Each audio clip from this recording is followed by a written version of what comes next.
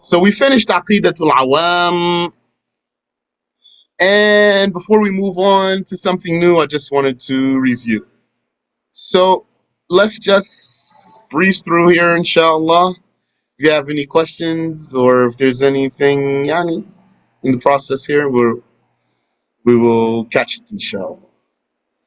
So let's start. The author says, Bismillahir Rahmanir Rahim. أبدأ بسم الله والرحمن وبالرحيم دائم الإحسان. أبدأ بسم الله والرحمن وبالرحيم دائم الإحسان. I start in the name of Allah. أبدأ بسم الله والرحمن, and of Ar-Rahman, and in the name of Ar-Rahman. I start in the name of Allah and of Ar-Rahman, wa Bir-Rahim, and by Ar-Rahim. I start by Ar-Rahim, Da'imil Ihsani, everlastingly perfect. This is if the Ihsan in the manual is an attribute of Allah. Some explainers said that the line means that his generosity includes all creations. Because Ihsan has the meaning of favor doing a favor for someone. So this could be an attribute of Allah Ta'ala referring to his perfection, and it could be referring to his act of endowing. فالحمد لله القديم الأول والآخر الباقي بلا تحول. فالحمد لله القديم الأول والآخر الباقي بلا تحول. So praise to Allah. Falhamdulillah. Al-Qadim al-Awwali. The eternal, unprecedented. Al-Qadim means the one whose existence is before the existence of others. Meaning the one who has eternal existence, one with no beginning. Al-Awwali, the first, means the one that there was nothing before him. That's the meaning of unprecedented, that the one that didn't have someone before him. So it means without a beginning. وَالْآخِرِ الْبَاقِي, and the endless and everlasting. بِلَا تَحَوُّلِ, without vanishing. Al-Akhir, the one who has no end for his existence, and Al-Baqi means the one who remains in existence. So the one who has no end for his existence. So it's interesting here. We see that the author, he referred to Allah's attribute of eternity with two of his names, and he referred to his attribute of everlastingness with two of his names. So he called Allah Al-Qadim Al-Awwal, and he called him Al-Akhir Al-Baqi. MashaAllah. ثم الصلاة والسلام سرمدا على النبي خير من قد وحدا.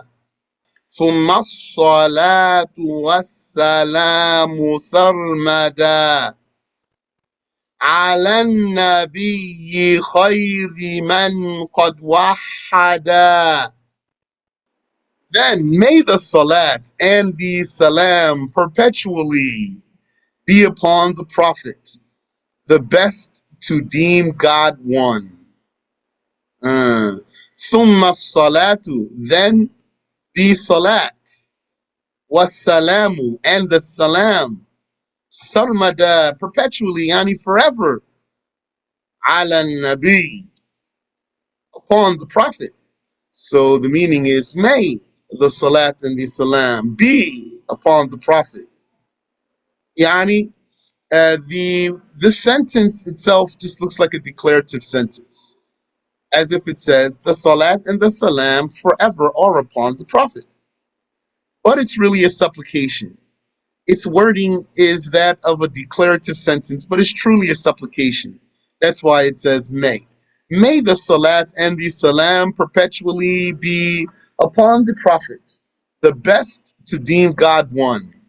خَيْرِ مَنْ قَدْ وَحَّدَا, the best of whoever did Tawheed, the best of anyone who had monotheism or practiced monotheism. The monotheism, which is the deeming God one.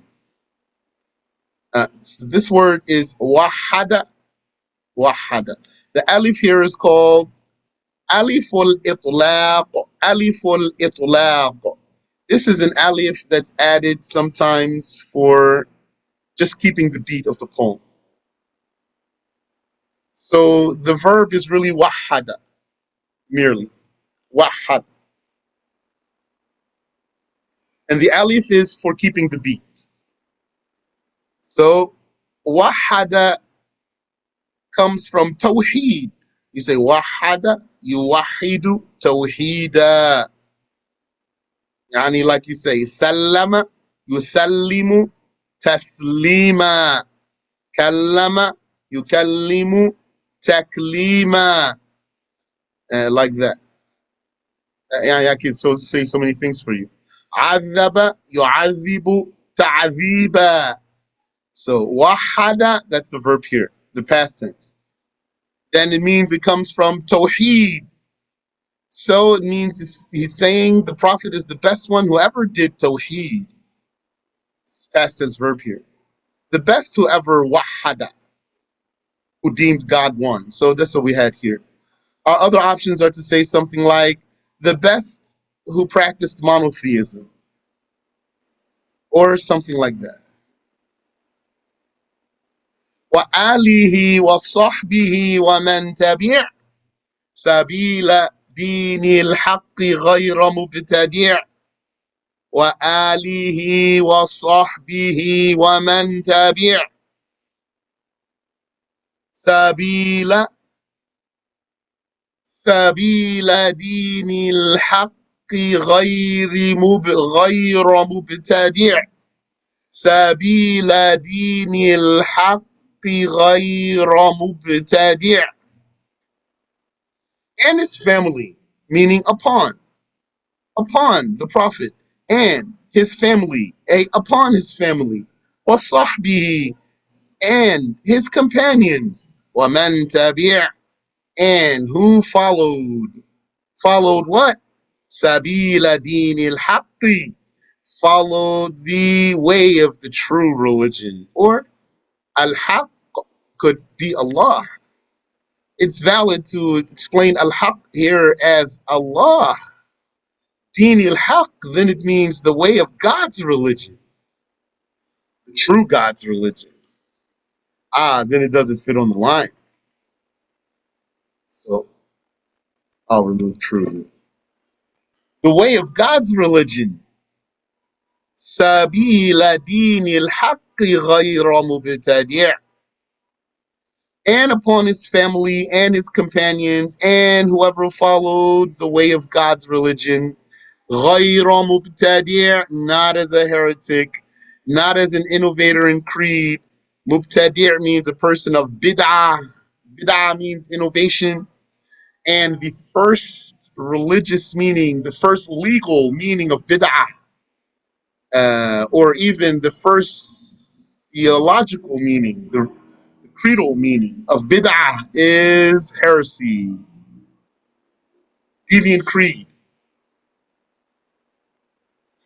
That's a major sin or blasphemy. Deviant creed is a major sin or blasphemy. Yani, if it doesn't reach the level of blasphemy, it will be a major sin. So that's the author's introduction, and then he moves on. Can I repeat the line again? Which line? I need to put the numbers in the lines, inshallah. All that's left now really is for me to put all the harakas on each line and to number the lines and to also recheck the little transcription we have here. and it'll be pretty much the last line. Uh-huh. He said, وآله وصحبه ومن تبع سبيل دين الحق غير مبتدع وآله وصحبه ومن تبع سبيل دين الحق غير مبتدع. And his family. May the salat and the salam be upon the Prophet and his family. وصحبه and his companions. ومن تبع and whoever followed. سبيل دين الحق, the way of God's religion, or we could say the path. Sabil, way or path. The path of God's religion. غير مبتدع, not as a heretic. The one who followed the right religion without being a heretic, without having a deviated creed. His creed is in compliance with the Sunnah. He has the same creed as the Prophet and his companions. So he's not a mubtadi'. Do you want to follow up your question? Then he started with the attributes. He said, وَبَعْدُ وَبَعْدُ فَاعْلَمْ بِوُجُوبِ الْمَعْرِفَةِ مِنْ وَاجِبٍ لِلَّهِ 20 صِفَةً وَبَعْدُ فَاعْلَمْ بِوُجُوبِ الْمَعْرِفَةِ من واجب لله من واجب لله 20 صفة. No, وبعد, thereafter. فاعلم, no. بوجوب المعرفة, of the obligation of recognizing. من واجب لله 20 صفة, 20 attributes necessary for God, necessary for Allah. Okay, so we know, we say 13 attributes are personal obligation. Saying 20 attributes are personal obligation is not the strong saying, is what our Sheikh taught us. Because if you learn the 13, you won't miss the other 7, which we're going to see what they are, inshallah. In a previous lesson, I said it's not an obligation to believe in 20 attributes. I meant to say it's not a personal obligation to learn 20 attributes. That's what I meant to say, to learn. It's not a personal obligation to learn 20 attributes. But I think I said it's not an obligation to believe in 20 attributes. So if you caught that from me, scratch that. That was a slip. فالله موجود قديم باقي مخالف للخلق بالإطلاق. فالله موجود قديم باقي مخالف للخلق بالإطلاق. So, فالله موجود, Allah has existed. قديم, eternal. باقي, everlasting. So you know the meanings of all of those. مخالف للخلق, different from the creations. Bil itlaqi, absolutely.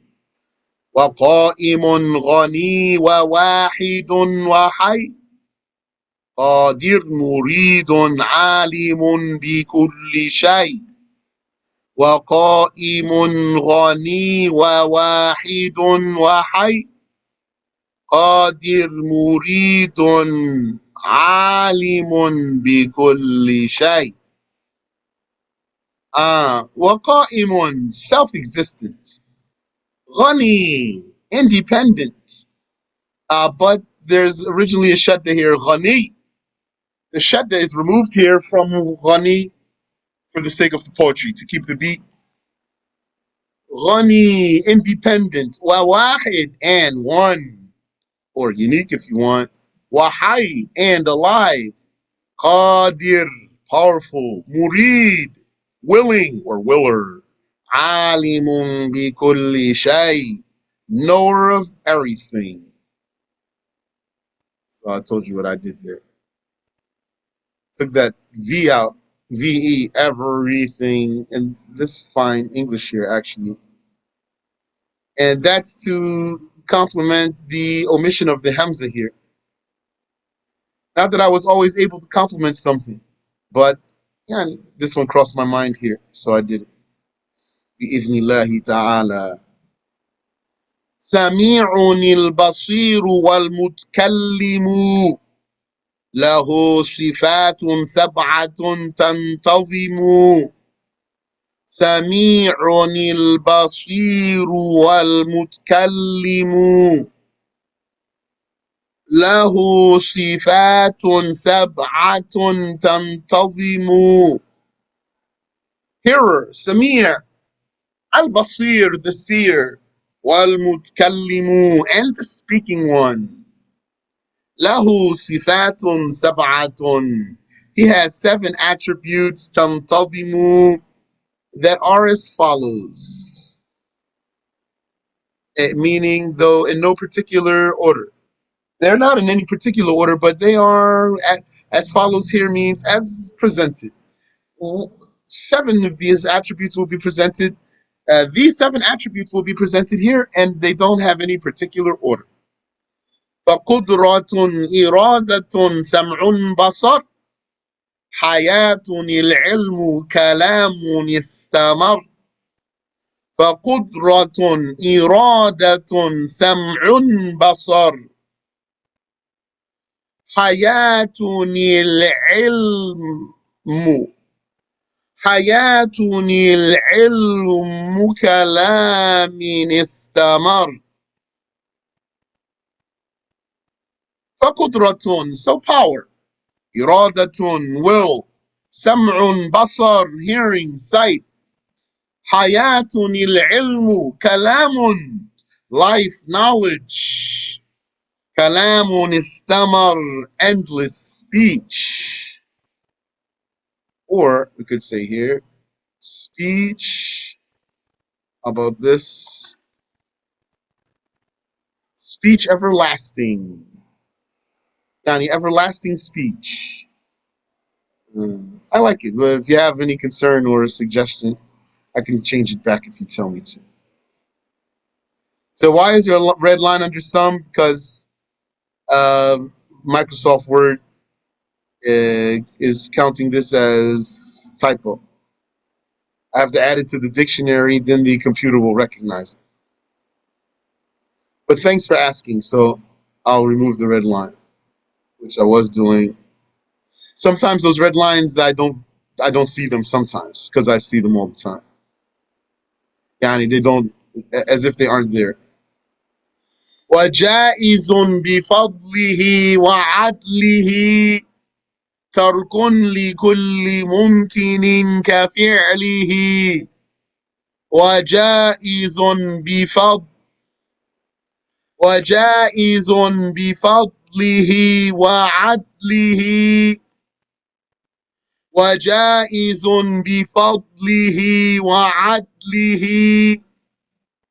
وجائز بفضله وعدله ترك لكل ترك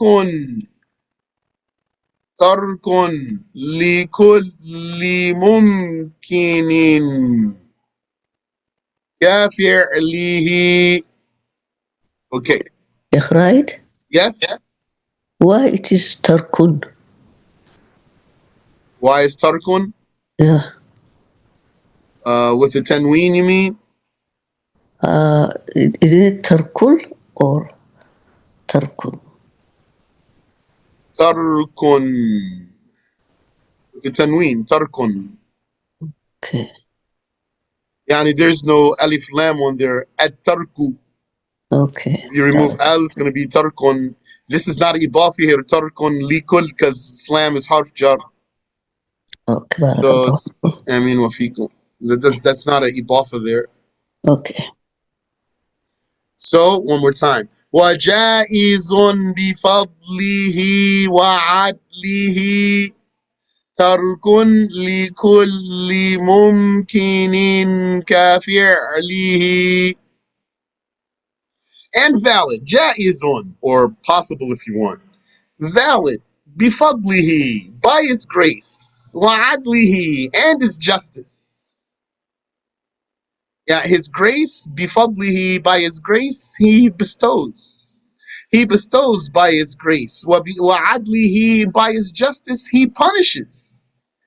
Punishes by, yani, justly. He punishes justly. He gives generously, bifadlihi, and he punishes justly, bi'adlihi. وَجَائِزٌ بِفَضْلِهِ وَعَدْلِهِ, and valid by his grace and his justice, is تَرْكٌ لِكُلِّ مُمْكِنٍ, is not doing anything possible.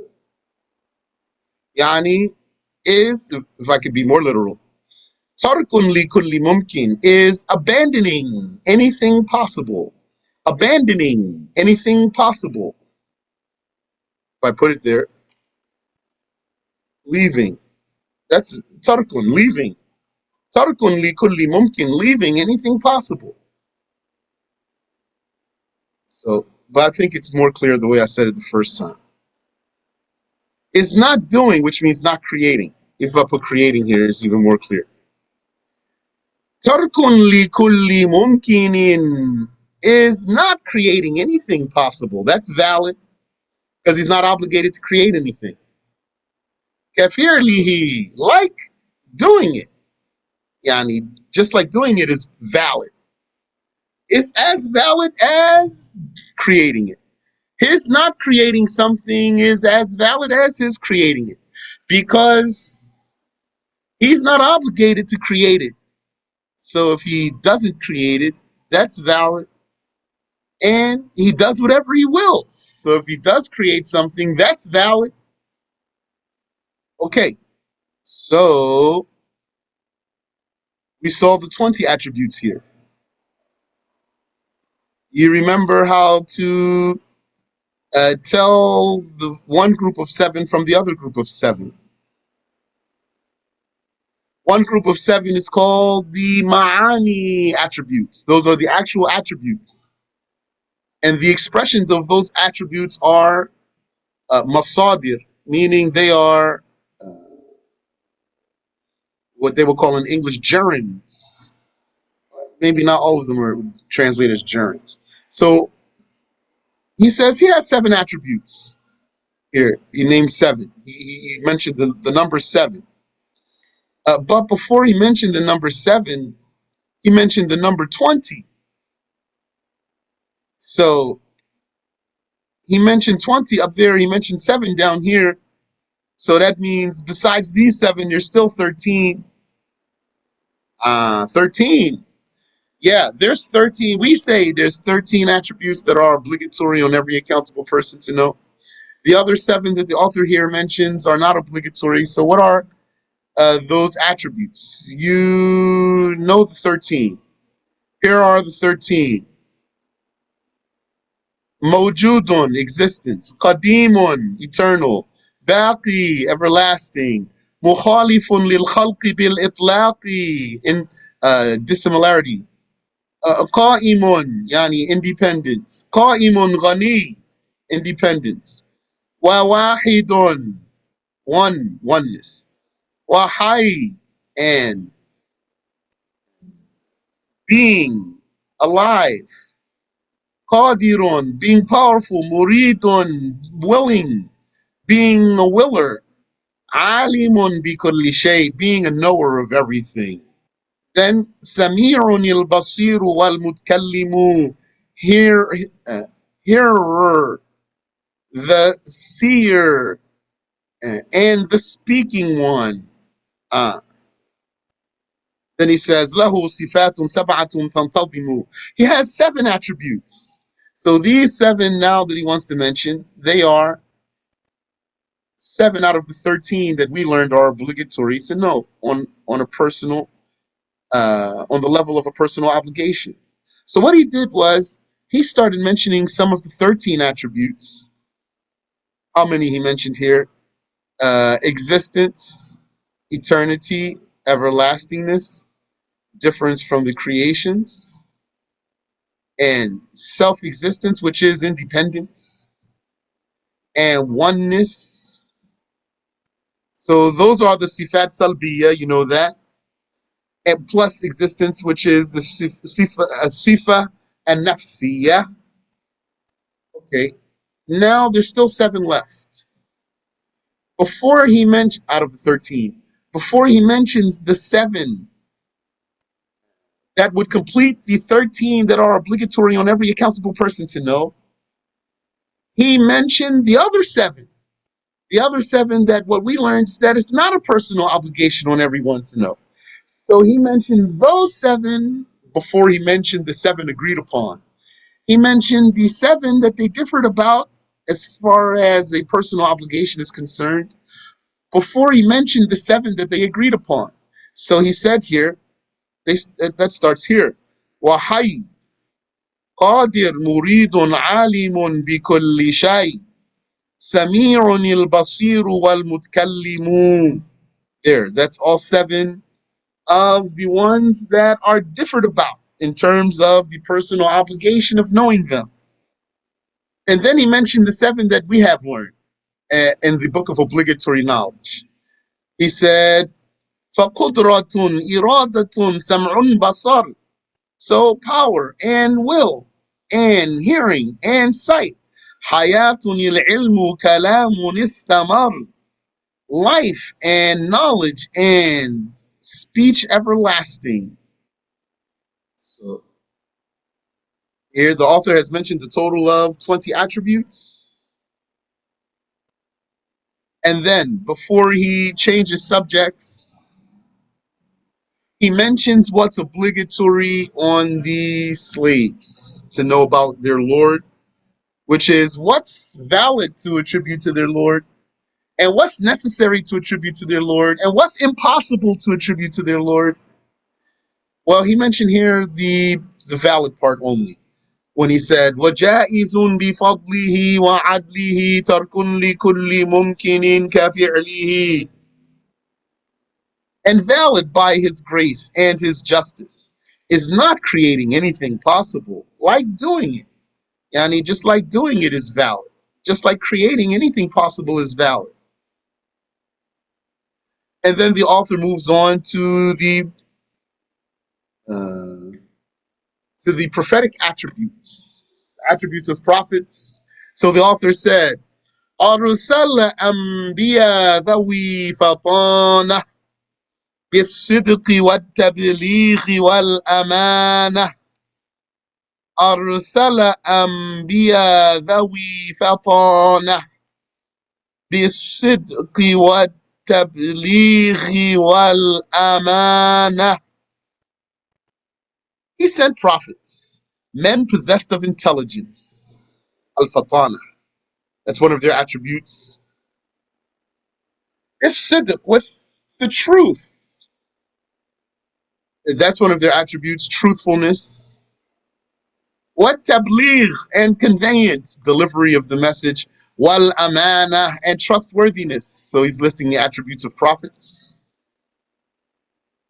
And the title here is not from the author, so you know. The title here is from me, for the sake of the table of contents, so that the program I'm using will generate a table of contents by the titles that I put. And also for researching and scanning purposes, which is really the same thing. So he went on to talk about the attributes of the prophets. He said the line we just read here. And then he said, وَجَائِزٌ فِي حَقِّهِمْ مِنْ عَرَضِي بغير نقص كخفيف المرض وجائز في حقهم من عرض. Uh-oh.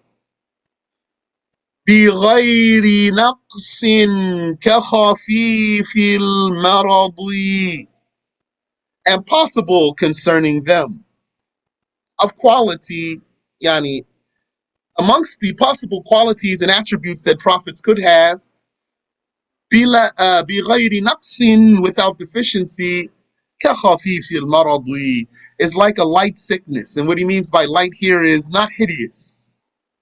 Light sickness means not hideous one, but it does not mean the illness itself is not strong.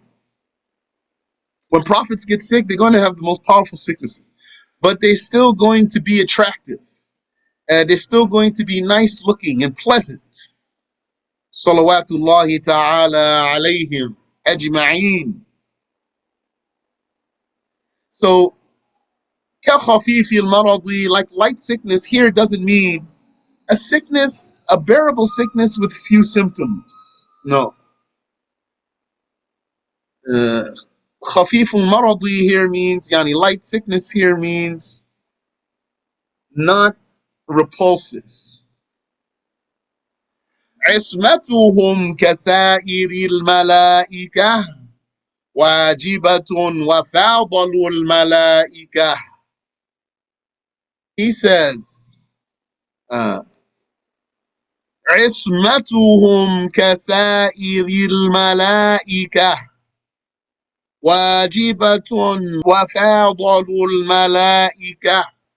Their impeccability, that of the prophets, like all of the angels, is necessary. And they are, in fact, better than the angels. So we talked about that at length, about the issue of if prophets could possibly commit a sin or not.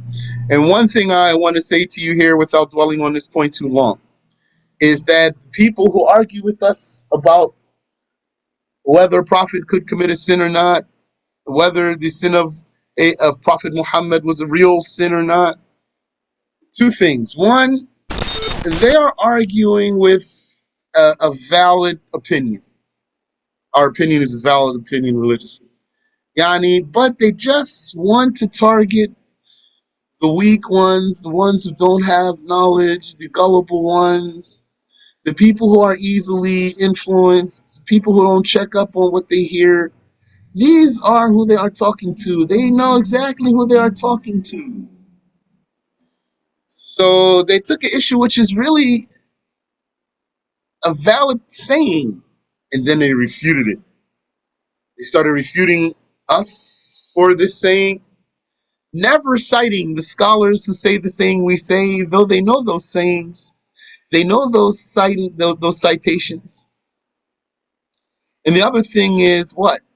That even the scholars who had a different saying, like those who say what this author says, which we don't agree with, that the impeccability of the prophets is like the impeccability of the angels, with the meaning that they don't commit any sin, not even a small sin that does not display low character, from which they would repent immediately before anyone follows them. Not even that, according to this party. But this party was not refuting the other party. That's the other thing I wanted to mention for you. This party, like this Sheikh Ahmed al-Marzuqi and others like As-Sanusi and others who said a saying about the impeccability of the prophets that we deem not the correct saying, they weren't arguing with the other party. Rather, they were documenting what the other party said and saying, and they would say, and those who take this saying, that's the majority. The majority take this saying. So the people who insult us and slander us in this issue, do you think they are unaware of those quotes that say like what we say? They are very aware of them. But those people, you know what they are like? Did you ever see a show or movie when there's a good guy and then there's a bad guy who looks like the good guy, and then there's a bystander or a third person, he doesn't know which one is the good guy, which one's the bad guy? That's the case here. Alhamdulillah, we are the good guys. And those people, they are definitely the bad guys. but they have enough information to confuse people. And so other people are on the outside looking, saying, which one? Uh, this one or that one? This one claims to be Sunni. This one claims to be Sunni. This one's refuting this one. This one's refuting that one. And the thing is, in terms of the analogy I'm giving you, why this analogy is a very appropriate one, because in those shows and movies, when the bad guy looks like the good guy, he still knows he's the bad guy. He knows he's the bad guy, and he knows that the third person or the bystander doesn't know which one is the good guy. So he uses that to his advantage to try to make the third person, the third party, or the bystander distrust the good guy, the real good guy. Those scholars who said that prophets don't commit any sin whatsoever, they were not refuting the majority who said that prophets could possibly commit a small sin that does not display low character, and they would repent immediately before anyone follows them if they were to do so. So why those people are refuting us here for a saying said, very well documented, because they're liars and because they hate Sheikh Abdullah, they hate his students, and I believe some of them hate Islam really, because I talked to some of them. And when sometimes a person has something in his heart, sometimes it will come out. He cannot stop it from coming out. It will come out of his heart. So he can try to bottle it in and show like he wants to support the truth or something like that, but it's not going to be. He's not going to always be able to keep it in. And those people, there's other things that they argue with that are valid sayings. The issue about Muawiyah, for example. Are there scholars who say what we say? Absolutely. Would they ever cite them? Ever? Never. They never ever would. Would they try to refute them? Would they pull up their names and start refuting them like they would refute us? No, never. They would hope that no one will ever know about these quotes that agree with us. They want to confuse people.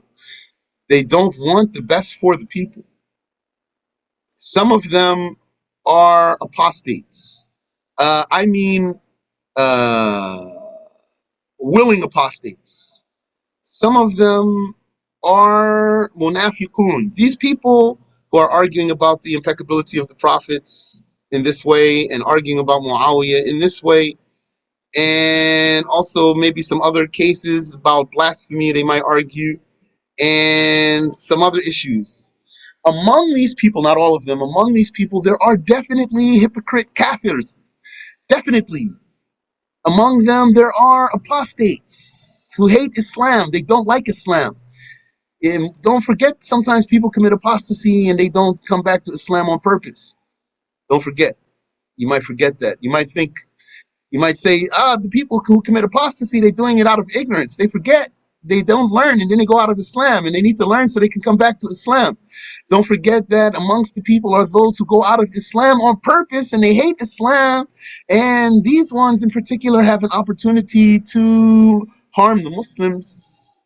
Yani they found a group of Muslims who are strong in the knowledge, strong in the da'wah, and they had enough information about this group of Muslims, their way and their proofs and how they argue, and their books to uh, orchestrate confusion, to organize confusion, to manufacture confusion on purpose. They're doing that. Why? Because they don't care about the people, they don't care about the religion, and they hate the sheikh. Some of them are apostates and hypocrites pretending to be Muslims. And some of them are haters, just haters, miserable, wretched, balled up, sad faced clowns. And envious too. And cowards too. And liars. They have a trick that I want to tell you, and then we're going to stop for tonight, or a strategy if you want. What's their strategy? Their strategy is to cite scholars who say contrary to what we say, uh, and to never cite anyone who says like what we say. That's swept under the rug.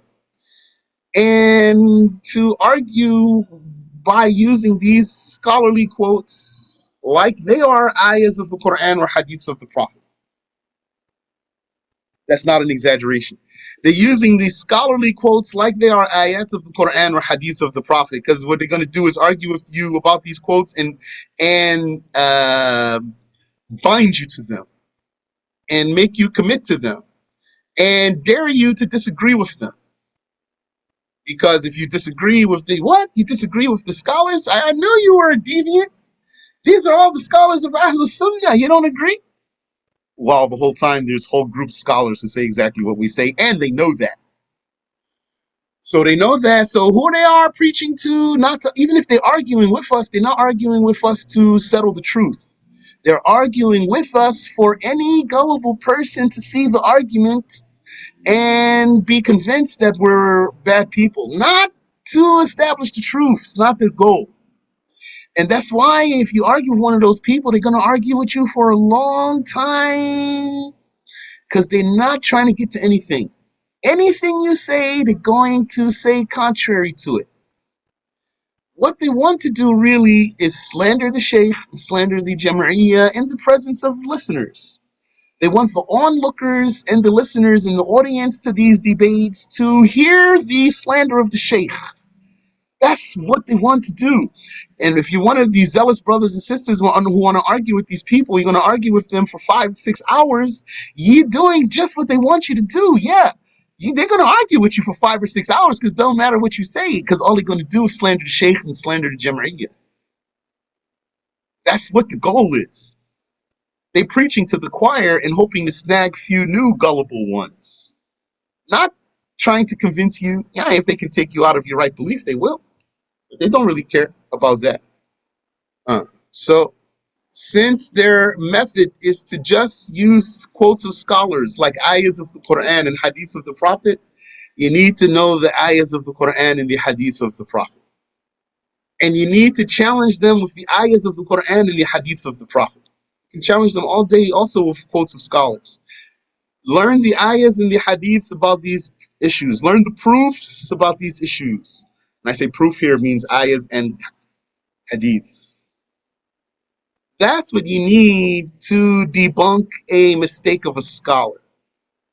The scholar's words are not going to be right if they are against the hadith of the Prophet ﷺ. And then their tactic is going to be to say to you, well, you're not a scholar. You need to shut your mouth. You can't use an ayah to refute the scholar because you're not a scholar. So if you let them do that, then they're going to crush you and also fool your audience. You're going to say to them, I don't have to be a scholar. Here's the ayah. You're going to tell me what the ayah means. But you need to know the proof in order to do that. You can't just do that because these people are tricky. Subhanaka Allahumma wa bihamdik. Ashhadu an la ilaha illa ant. Astaghfiruka wa atubu ilayk.